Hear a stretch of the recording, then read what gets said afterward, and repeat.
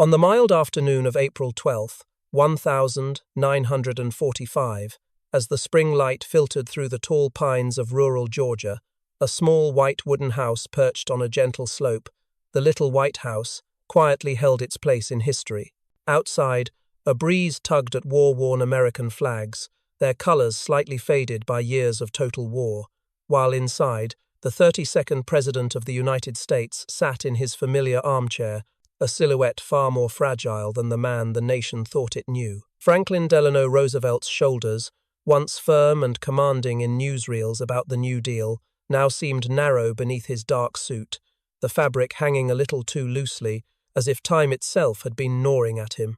A 16mm wartime camera had been set up discreetly in a corner, ready to capture a few seconds of routine footage for Washington, a glimpse of the commander-in-chief at rest. On a nearby table, a radio murmured the latest reports from Europe, the announcer's clipped voice describing Allied troops closing in on the heart of Nazi Germany, hinting that Berlin might fall in a matter of days. For millions of Americans listening in their kitchens and factories, Roosevelt remained an almost mythic figure, the man who had steered them out of the Great Depression, the calm baritone in their living rooms during the fireside chats, the benevolent face on wartime posters that painted him as the father of a family called the United States. Yet any reporter bold enough to cross the threshold of the Little White House around 3 o'clock that afternoon would have discovered a far different Roosevelt than the one on Technicolor propaganda reels. His skin had taken on a greyish cast, his features marked by deep, etched lines that looked like a map of 12 relentless years of crisis and war. His breath shallow and laboured, as if every inhale was negotiated with a weary heart. Beside him, the portrait artist mixed paint with almost reverent concentration, trying to capture the last traces of brightness in eyes that had once stared down Hitler and bargained with Churchill. A little farther back stood Daisy Suckley, his distant cousin and quiet confidant, shuffling a few photographs and listening as the radio's crackle blended with the faint scratch of brush against canvas. Near the doorway, cardiologist Howard Bruin, long accustomed to the president's fatigue and carefully controlled ailments, checked his watch and tried to reassure himself that the fragile engine of Roosevelt's body could hold out just a bit longer, at least until victory in Europe was secured. Then, in a moment that seemed almost ordinary at first, Roosevelt's body stiffened. His left hand rose, trembling slightly, toward the back of his head, and his torso tipped forward as though some invisible switch had been flipped. His dry lips parted, and in a hoarse but unmistakably clear voice he said, "I have a terrific pain in the back of my head." Those are the words that official history preserves, dutifully recorded in medical files, quoted in schoolbooks and black-and-white documentaries about his final hours. The story usually ends neatly there, with the president slipping into unconsciousness and never waking again, the reel of film metaphorically freezing on the tragic but dignified collapse of a wartime leader. Lights out, curtain down, the nation bows its head before an uncomplicated image of heroic sacrifice. Yet, like the carefully edited newsreels of the era that showed only what the public was meant to see, that version may be only the most polished mask of the truth. Behind it, amid the half-finished portrait and the radio still whispering about imminent victory, there were other sounds, other fragments of memory that the people in that room quietly locked away. They would tell the world about the headache, about the sudden silence, but not about what might have come after. And now, by following the faint trail left in diaries, classified papers, and final confessions from deathbeds, we step into a provocative hypothesis, a shadow narrative in which "I have a terrific pain in the back of my head" is not the end of Roosevelt's story, but merely the doorway to his last and most unsettling secret. For a few long seconds after Roosevelt's words hung in the air, the room froze. Then everything snapped into motion at once. The artist's brush slipped from her hand and streaked a line of wet paint down the unfinished canvas. Daisy gasped, the photographs she'd been holding fanning out across the floor like scattered memories. Dr. Howard Bruin was already moving, his chair scraping sharply against the wooden boards as he lunged to the president's side. It was a little after 3:25 in the afternoon, but the clock on the mantel might as well have stopped. In that cramped room in Warm Springs, time belonged to the failing heart and rupturing vessels inside Franklin Roosevelt's skull. Bruin called out for help, his voice suddenly all business, and Commander George Fox, the Navy corpsman on duty, rushed in from the hallway, boots thudding on the floor. Together they eased the president back, his head lolling, glasses slipping askew. His eyes were half open but empty, pupils beginning to cloud over. Daisy pressed herself against the wall, one hand over her mouth, as if willing herself to disappear and yet unable to look away. Bruin checked the pulse at the neck, then the wrist, his fingers firm but not rough. There was still a heartbeat, racing and irregular, the frantic drumming of an engine that had been pushed too far for too long. "He's had a massive stroke," Bruin said tersely to Fox, already knowing that the words were little more than formality.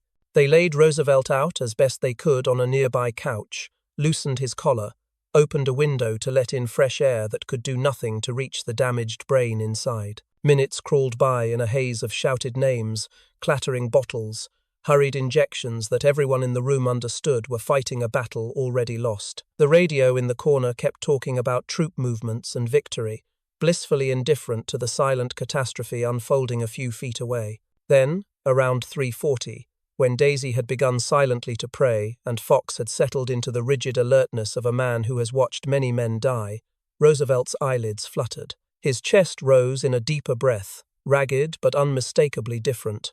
Bruin bent over him at once. "Mr. President, can you hear me?"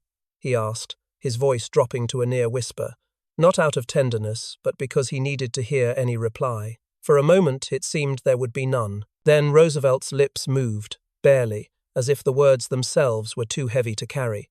Bruin had to lower his ear right to the president's mouth to catch them. What he heard was not a prayer or a farewell. In a voice that was both faint and strangely urgent, Roosevelt murmured, "Don't let Truman. He'll ruin everything I built. Stop him. Cabinet must. Eleanor knows." The words came in fragments, like a telegraph sent over a broken line, but their meaning landed with the force of artillery. Bruin straightened slowly, his face drained of all colour. Fox stared at him, disbelieving. Daisy, who had only heard the name Truman and the word stop through the haze of her shock, began to cry in earnest, the sound thin and high, like something cracking. Before any of them could respond, the brief light in Roosevelt's eyes dimmed again. His head rolled slightly to one side, his jaw slackened, and whatever tenuous thread had pulled him back to consciousness snapped. This time, there would be no return. In that cramped room, with the unfinished portrait watching like an accusation, the three of them looked at one another and understood, without saying it aloud, that what had just been spoken could not simply be added to the official account. Outside, somewhere far away, Americans were already dreaming of parades and victory banners. Inside, Bruin made his decision with the cold clarity of a man who believes he is protecting something larger than himself. "No one speaks of this," he said quietly, the words cutting through Daisy's sobs and Fox's stunned silence. "The president's last words were about the pain in his head. That is the record. What he just said was confusion, the babbling of a dying man.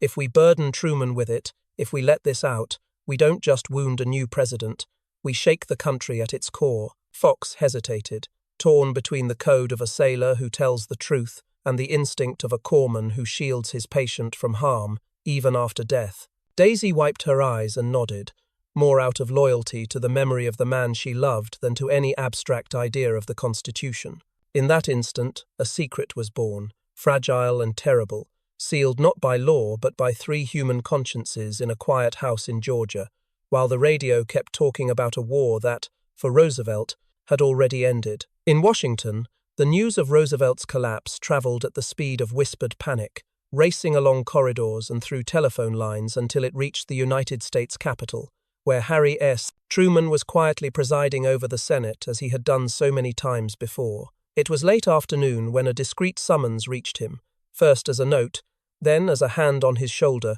and a murmur that he was needed at the White House immediately. On the short drive down Pennsylvania Avenue, the city seemed almost deceptively calm. Government clerks spilling out of office buildings, soldiers on leave strolling with their sweethearts beneath the budding trees, all of them oblivious to the fact that the man whose portrait hung in every post office was lying motionless on a couch hundreds of miles away. Truman arrived at the White House through a side entrance, escorted past guards whose faces were set in professional stone. The air inside felt different from any other night, thick with a kind of formalized grief. Eleanor Roosevelt met him in the cabinet room, her posture straight, her face composed but ashen. "Harry," she said simply, her voice steady in a way that made it all the more devastating. "The president is dead." For a moment, Truman just stared at her, as if the sentence were in a foreign language. Then he reached for a chair, sat down heavily, and bowed his head. Later, he would recall saying almost automatically, "Is there anything I can do for you?" And Eleanor answering, after a pause, "Is there anything we can do for you? For you are the one in trouble now." The weight of that truth crashed over him. Only a few hours earlier, he had still been the Vice President of the United States, a man deliberately kept at arm's length from the inner sanctums of power. Now, in a single breath, he had become Commander-in-Chief of a nation at war on two fronts, a man who had not even been told about the most secret weapon America had ever built. In the days to come, historians would quote his remark that the responsibility he now bore felt like a load as heavy as any human being had ever had to carry, and that if people prayed, they should pray for him. But that evening, as he was sworn in and the flashes of photographers lit the East Room in harsh bursts of white, he was simply a stunned man in an ill-fitting suit, trying not to show that his hands were shaking. While Washington absorbed the shock and the machinery of state rumbled on, far away in Georgia, Commander George Fox was sitting on the edge of a narrow military cot, staring at his own hands as if they belonged to someone else. The day's events replayed in his mind on a loop: the sudden collapse, the frantic attempts to stabilize, the brief flicker of consciousness, the name Truman twisted into warning, and finally Bruen's quiet command that those words must never leave the room. Fox had seen men die on ships and beaches, had watched young sailors breathe their last with curses, with jokes, with prayers, but he had never stood inches away from a president of the United States as the man used his final breath to condemn his own successor. That night, in a small barracks room that smelled of starch and disinfectant, Fox found a battered projector and watched an old training reel that happened to be lying around, a government film that showed Roosevelt smiling at factories and shipyards, his chin lifted, his hand raised in greeting to workers who cheered as if he were invincible. The narrator's booming voice called him the steadfast leader of a free people, and for a moment Fox felt physically ill. The glowing hero on the screen and the frail man on the couch in Warm Springs seemed like two entirely different people. Yet both of them, the symbol and the mortal, had just passed into myth, and Fox was one of only 3 people in the world who knew that the last words of the mortal man were not about God or country or peace, but about stopping Harry Truman. As the reel clattered to an end and the image burned out into blank white, Fox sat alone in the dark, and understood that he had not just been ordered to keep a medical detail secret. He had been made the guardian of a political ghost that would hover over the new president from the very first moment he stepped into the Oval Office, whether Truman ever knew it or not. By January 1948, the world Roosevelt had left behind looked very different from the one he had tried to shape from his wheelchair. The guns in Europe and the Pacific had fallen silent almost 3 years earlier, but a new kind of war, colder and more insidious, was beginning to stretch its shadow across continents. In Washington, President Harry S. Truman was wrestling with the fallout of the Truman Doctrine, the early pieces of the Marshall Plan, and the first ominous signs that cooperation with the Soviet Union had curdled into confrontation. Newspapers spoke of reconstruction and containment, of Berlin's uncertain future, and of communist parties gaining ground in Europe, but none of those headlines hinted that the most dangerous fault line in Truman's life did not lie on a map of Europe, but in the final, unrecorded seconds of another man's life in Warm Springs. It was on a grey Friday afternoon, January 23rd, 1948, that a request, unusual in tone and origin, found its way to the president's desk. Commander George Fox, United States Navy, now a middle-aged man wasting away from an aggressive cancer in Bethesda Naval Hospital, had asked for a private audience. The wording was simple, almost stiffly formal. But there was a sentence at the end that snagged Truman's attention. It concerns the last moments of President Roosevelt. For a long minute he simply stared at the page, the familiar name pulling him abruptly back to the night of his own swearing-in, the tight collar, the flashes of cameras, the sense of stepping into a room still filled with another man's ghost. Then he set the paper down and said he would go to Bethesda himself. There was no press release, no motorcade. Just before dusk, a black car slipped out of the White House grounds and glided through winter traffic toward the low, sprawling hospital complex, its windows reflecting bare branches and a sky the color of tarnished silver. Inside, Truman sat with his hat on his knees, jaw clenched, wondering what more there could possibly be to learn about a death that had occurred almost exactly at 3:35 in the afternoon, 3 years and a lifetime ago. The corridors of Bethesda smelled of antiseptic and steam heat. Sailors and nurses straightened as the president passed, but there was no ceremony. The visit had been kept deliberately quiet. A Marine outside Fox's room snapped to attention and opened the door. Truman stepped inside and saw a man who had once been robust, now reduced to pale angles and hollows against white sheets. His hair thinned, his eyes still sharp, but set deep in a face that cancer had carved down to essentials. "Mr. President," Fox said, trying to push himself up on one elbow. Truman moved quickly to the bedside and laid a hand on his shoulder. "Lie still, Commander. I hear you wanted to talk to me." For a moment, Fox simply looked at him, as if measuring whether he had the right to unload what he was about to say. Then his gaze shifted to the small window, where the last light of day was fading, and he exhaled slowly. "Sir, I was at Warm Springs," he began. "I was in the room when President Roosevelt collapsed. I was ordered never to repeat what I heard in his final moments. But I am dying, and I won't carry this to my grave. You deserve to know the truth about his last words." Truman felt something tighten in his chest, an old suspicion he had never quite dared to name stirring to life. He sat down, the wooden chair creaking softly. "Go on," he said. Fox's voice was weak but steady. He described the scene Truman knew only from official accounts. The artist, the radio, the sudden complaint of a terrible pain in the back of the head, the rush to lay Roosevelt down. Then he deviated from the script that history recited. "He didn't die right after that, sir," Fox said. "Not exactly. A few minutes later, he woke up again. Just for a moment. Dr. Bruin leaned close and asked if he could hear. The president's lips moved. The doctor had to put his ear right to his mouth, but I was close enough to catch some of it." Fox swallowed, his eyes never leaving Truman's. He said, "Don't let Truman. He'll ruin everything I built. Stop him. Cabinet must. Eleanor knows." Then he went out again. That was it. He never came back. The words fell into the quiet room like stones into deep water. Truman's face went utterly still. For a few seconds, the only sound was the soft, relentless ticking of the clock on the wall. He felt heat rise up his neck, not the heat of shame, but of an anger so cold it almost didn't feel like anger at all. All the slights, all the secrets kept from him as vice president, all the times party elders had invoked the sanctity of Roosevelt's legacy to pressure him, relit themselves in his memory in a harsh new light. "You're sure," he said at last, his voice low.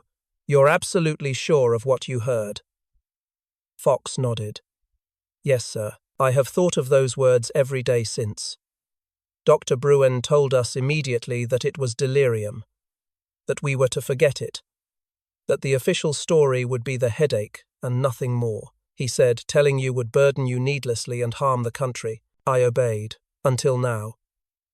He hesitated, then added, almost apologetically, "I am sorry, Mr. President.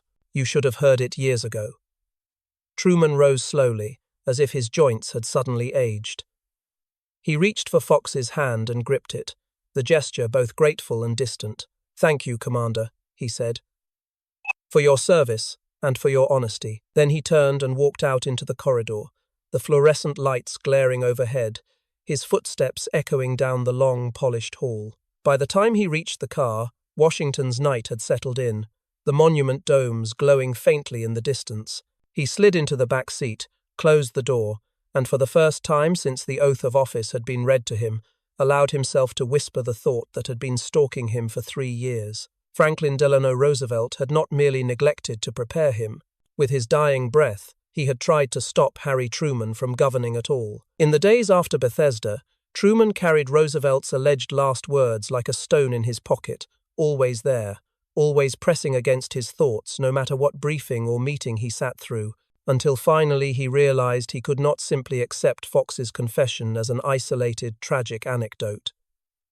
He had to test it against whatever traces the past had left behind. So, behind the facade of normal business in the Oval Office, he called in Matthew Connolly, his appointment secretary, and one of the few men he trusted to keep both his mouth and his curiosity under tight control. The instructions Truman gave were deceptively mild on paper. Compile a discreet review of any medical, personal, or private accounts connected to Roosevelt's final days at Warm Springs. Locate Dr. Howard Bruen and Miss Daisy Suckley.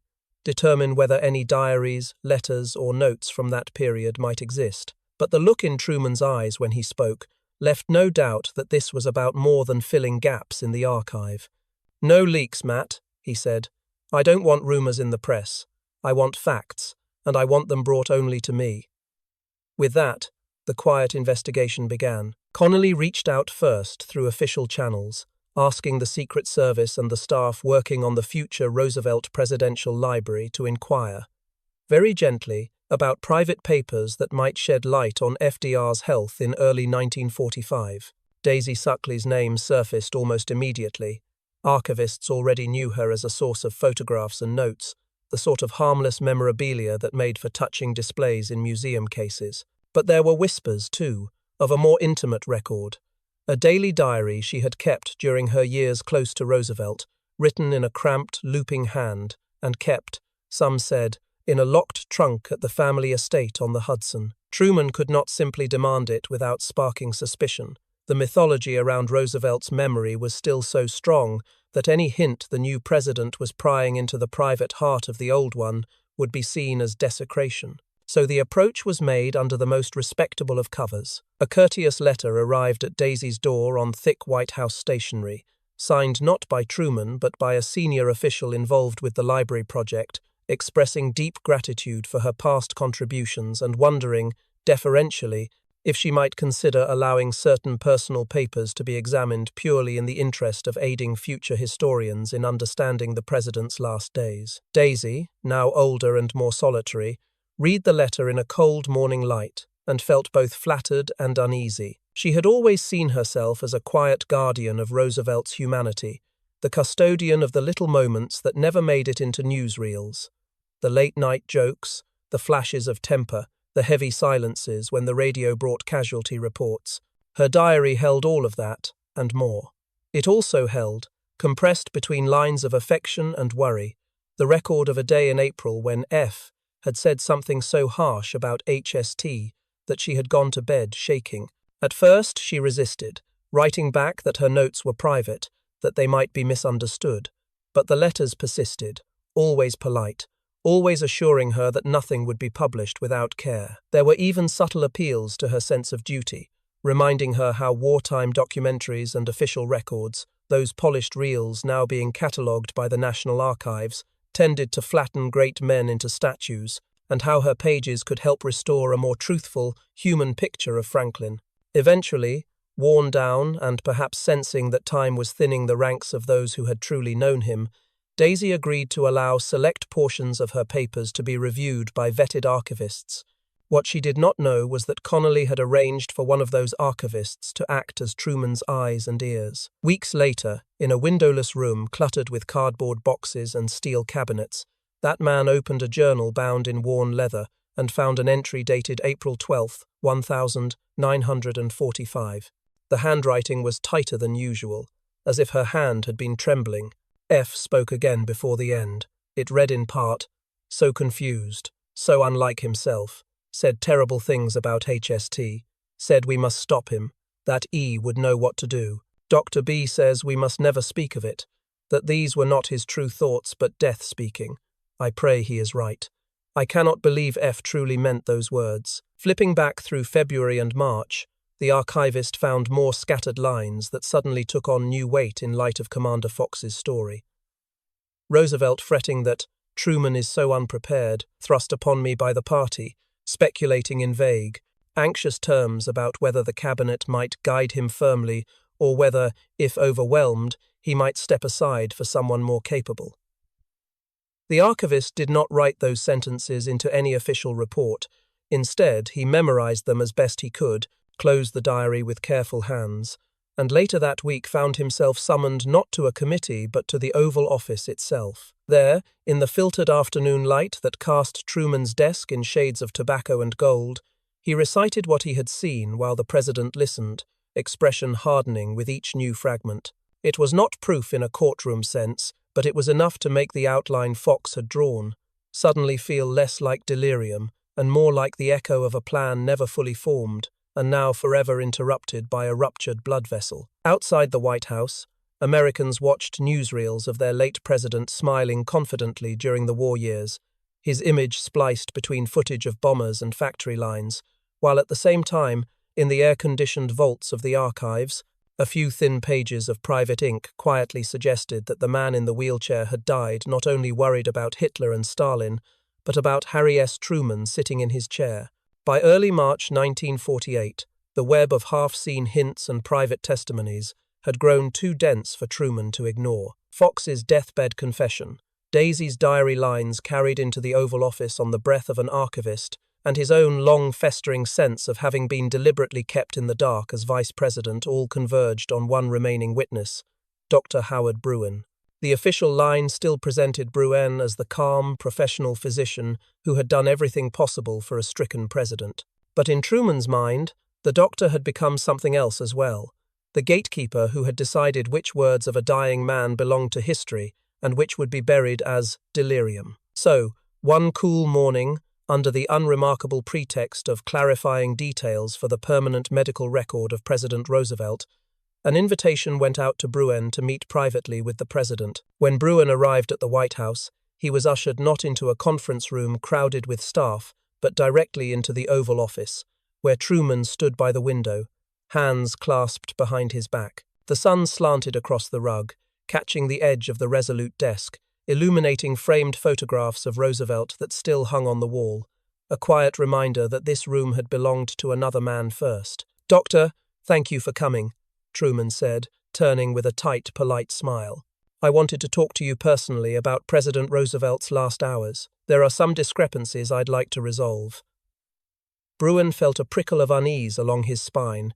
The president's tone was cordial, but his eyes were not. He sat when invited, placing his hat carefully on his knee, the small gesture of a man who still thought of himself as a Navy physician reporting to a superior officer. At first, Truman let him recite the familiar story: the trip to Warm Springs, the president's fatigue, the complaint of a terrible pain in the back of the head, the swift onset of unconsciousness, the failure of all interventions. Then Truman, who had been listening without interruption, leaned forward. "Doctor," he said quietly, "Commander George Fox has told me that the president woke briefly after that first collapse, and that he spoke. I have also been made aware of Miss Suckley's diary entry from that day.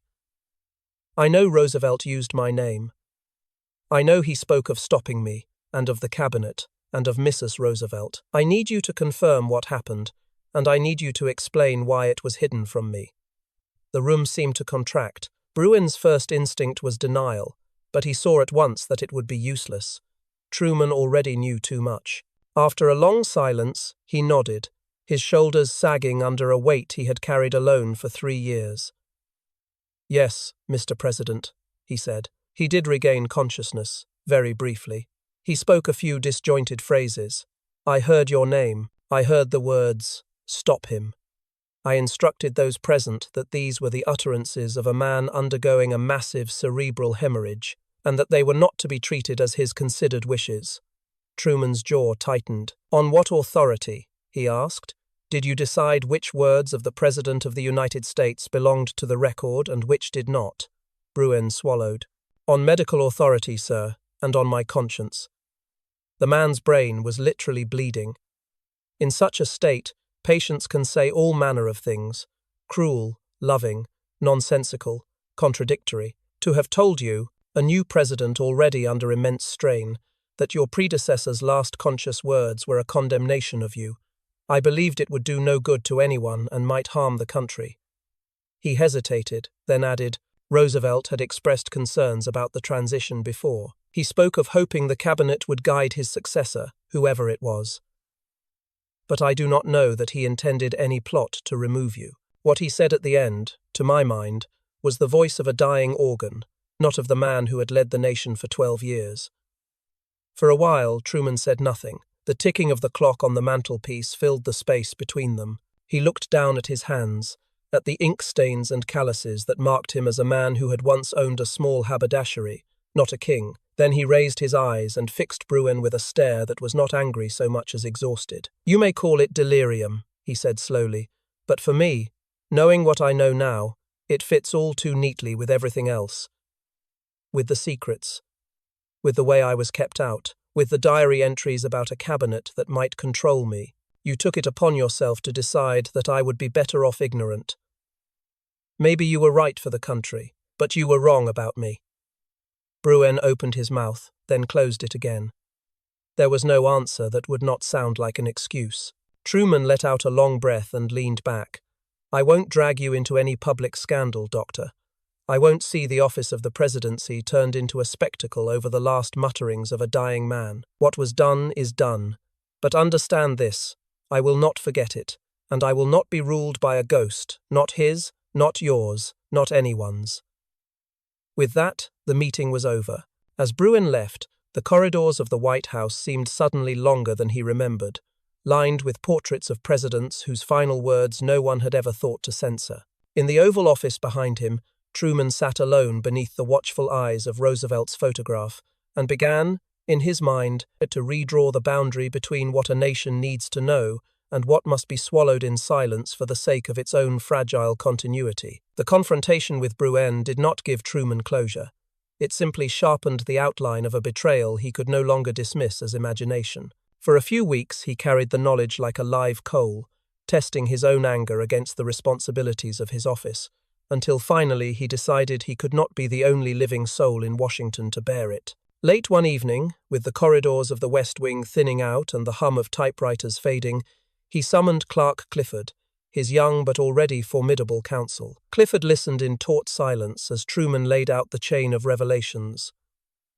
Fox's bedside confession, Daisy's diary entry, the doctor's reluctant confirmation that Roosevelt had in fact used his last flicker of consciousness to speak of stopping Truman. When he finished, there was a long pause. Clifford, who had come of age in a world where Roosevelt's profile might as well have been carved into the sky, looked genuinely shaken. "Mr. President," he said at last, choosing his words carefully, "if what you say became public, it would not just tarnish Roosevelt. It would invite people to question the legitimacy of your presidency, to see you not as his constitutional successor, but as the man he tried to keep out. It could tear the party apart." Truman snorted softly. "They already question my legitimacy every time they tell me Franklin would have done it differently," he replied. "The difference now is that I know what he really thought of me." Even so, he followed Clifford's advice on one point. The circle of people who would hear the story remained small. Over the next months, he convened a series of off-the-record conversations with a handful of senior Democrats, men who had served with Roosevelt, who invoked his name in smoke-filled rooms as if it were a talisman. In a quiet corner of the Blair House, in paneled studies on Capitol Hill, Truman repeated, in a flat, almost clinical tone, the words he had been told, "Don't let Truman, he'll ruin everything I built. Stop him." The reactions varied, like experiments producing different results under the same conditions. One old party boss, his hands trembling around a glass, muttered that it explained everything, that he had always suspected Roosevelt had wanted someone else on the ticket in 1944. Another, more cautious, insisted that dying men say all sorts of strange things, that Daisy was sentimental, that Fox had been sick and perhaps misremembered. A few looked Truman straight in the eye and, with varying degrees of tact, suggested that he might be reading too much into scattered lines of ink and the murmurs of a failing brain, or even using them to excuse his own departures from the Roosevelt line. Those last responses hardened something in him. If they would not believe that he had been the target of his predecessor's fear, then he would stop trying to persuade them and simply govern as if he owed Roosevelt nothing at all. The news that he knew, really knew, about Franklin's last words did not stay contained for long. It reached Eleanor Roosevelt by way of a third party, a man who thought she deserved to hear it from someone more sympathetic than the president himself. When she requested an audience, Truman agreed, though every nerve in him braced for the encounter. She arrived at the White House as she always did, without fuss, a tall, angular figure in a dark dress, her face carved by grief and years of public duty into lines that were somehow stern and kind at the same time. They met in the Oval Office, the same room where Roosevelt had once sat, cigarette holder in hand, charming and cajoling the world. For a moment, neither spoke. Then Eleanor broke the silence. "Harry," she said quietly, "I am told you know what Franklin said at the end." He nodded. "I do," he answered, "and I know it was not the story the public was fed." She closed her eyes briefly, as if acknowledging a long-dreaded inevitability. "You must understand," she began. "Franklin was a very sick man, frightened for his country. He, and I too, worried that you had been kept too far from the center of things. He talked of the cabinet, of ways to ensure continuity. But to take a few disjointed words from a dying man and build a judgment of his soul upon them." Truman cut in, his voice sharper than he intended. "This is not just about a few words, Eleanor. I have read Daisy's diary. I have heard from your doctor. I know Franklin spent his last months talking about how unprepared I was, about how the cabinet might guide me or even ease me aside if I faltered. His last words weren't a momentary lapse. They were the purest distillation of what he had been thinking all along."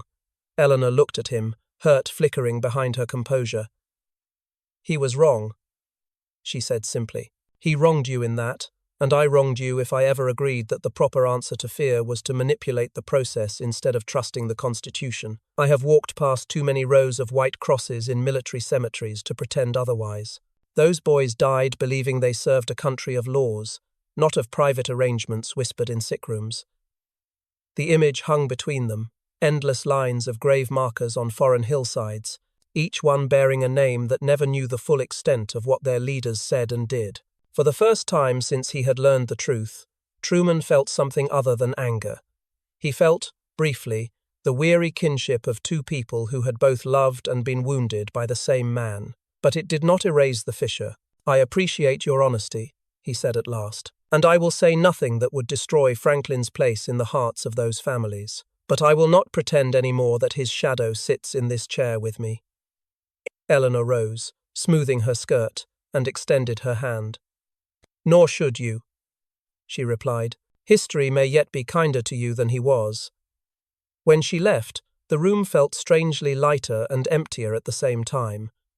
Truman stood alone for a long while, looking at the portrait of Roosevelt on the wall. Then he reached up, adjusted it by a fraction of an inch, and turned back to his desk, resolved that whatever ghosts haunted his presidency, they would not be the ones making decisions. In the months that followed those private confrontations, Truman made a choice that would define not only his relationship to Roosevelt's ghost, but his own place in history. He locked the story of those dying words in a vault inside himself, and resolved that it would never be used as a weapon. When a curious journalist in June 1948 asked him about rumors that Roosevelt had said something controversial at the end, Truman's public answer was calm, almost bland, insisting that the late president's final words concerned only the pain he was feeling, and that speculation beyond that was unworthy of the office. It was, strictly speaking, a lie of omission, but in Truman's mind it was also an act of preservation, not of Roosevelt the man, whom he could no longer forgive, but of the presidency as an institution that could not afford to be seen as an arena for personal vendettas from beyond the grave.